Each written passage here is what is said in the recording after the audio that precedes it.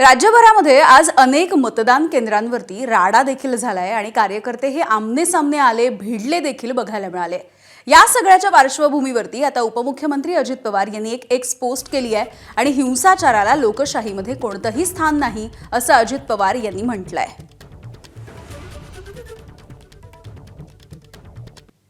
तर आपण बघूया अजित पवार नेमकं काय म्हणाले। एक संतापलेली अशी त्यांची ही प्रतिक्रिया दिसून येते। महाराष्ट्रामधल्या काही भागांमध्ये हिंसाचाराच्या घटना घडल्याचं समोर आलंय।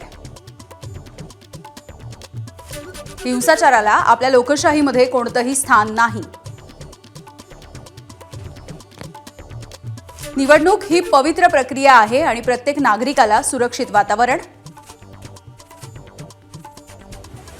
कोणाच्याही दबावाखाली न येता मतदानाचा आपला मूलभूत हक्क बजावता आला पाहिजे।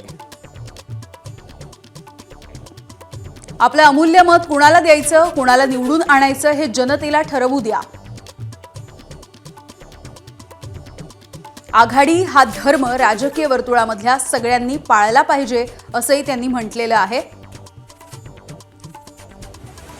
परंतु त्याही पुढे जाऊन जो कोणी शांततेचा भंग करण्याचा प्रयत्न करेल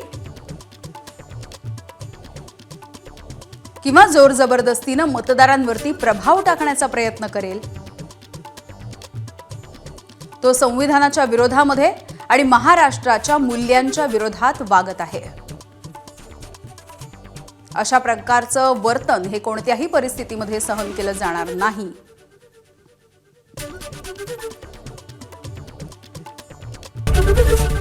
एबीपी माझा, उघडा डोळे बघा नीट।